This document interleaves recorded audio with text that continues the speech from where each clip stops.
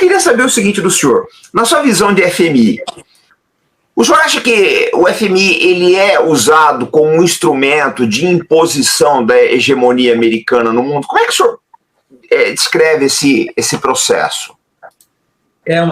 Essa frase que é muito repetida, que inclusive o presidente Lula acabou de dizer algo semelhante em público, né, sobre o FMI, ela é parte da verdade, porque os países desenvolvidos, os Estados Unidos e os europeus, controlam aquele organismo.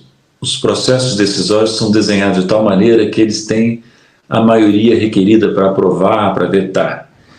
Então, existe isso, né? Por outro lado, eu fiquei lá há 8 anos, né? Mais de 8 anos. O FMI tem qualidades, é uma instituição profissional, corpo técnico muito bom, que presta serviços de análise econômica, de assistência técnica. Ele tem uma função macroeconômica legítima, que é prover liquidez para países com dificuldades de balanço de pagamentos, reservas, né, para suavizar o ajuste macroeconômico. Tudo bem, isso é verdade. O que não é verdade é que isso não é neutro, porque os americanos e europeus usam aquilo, como o senhor disse, como instrumento político. Como, por exemplo, se um país está em dificuldades de balanço de pagamentos, precisando de apoio financeiro externo, ele vai ao FMI, se ele for amigo, ele é tratado com muita benevolência, certo?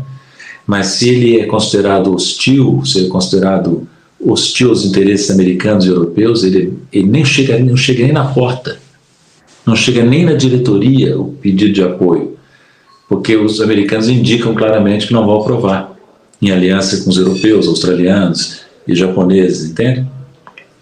Então o chamado primeiro mundo manda no Banco Mundial, manda no Fundo Monetário Internacional. Nós ali tínhamos uma voz diminuída, nós fazíamos nosso esforço, podíamos argumentar, mas quando eles chegavam à maioria, vou lhe dar um exemplo prático. Eu até tive muito contato com a Ucrânia. Por quê? Porque a Ucrânia, durante o meu período lá e antes de eu chegar lá, foi um dos maiores clientes do FMI. Ora, vou lhe dizer com toda franqueza, os programas que a Ucrânia apresentava para a diretoria do Fundo Monetário, onde eu estava, eram indefensáveis do ponto de vista técnico. Não tinha a menor solidez. O próprio corpo técnico do FMI se apresentava constrangido perante a diretoria ao propor apoio financeiro maciço à Ucrânia. Mas era uma decisão política dos Estados Unidos, da União Europeia, de dar acesso excepcional aos fundos do Fundo Monetário para a Ucrânia, porque era um país estrategicamente crucial para o Ocidente. Agora, um outro exemplo, um contra-exemplo, Sérvia. A Sérvia não é vista como um país de confiança do Ocidente. Então, a Sérvia pode atravessar grandes dificuldades, dificilmente encontrará grande apoio financeiro no FMI, entende? Então, o FMI é um instrumento político, um instrumento político. Eu estou agora escrevendo um trabalho a pedido de uma organização internacional sobre a reforma do FMI, que está programada para o final deste ano, uma nova etapa. Não acredito que vai acontecer alguma coisa, porque nesse ambiente geopolítico, Rússia, China, Estados Unidos, os americanos e europeus não vão ceder o controle que eles têm sobre o Fundo Monetário, nem sobre o Banco Mundial. Não vão. Não é por aí.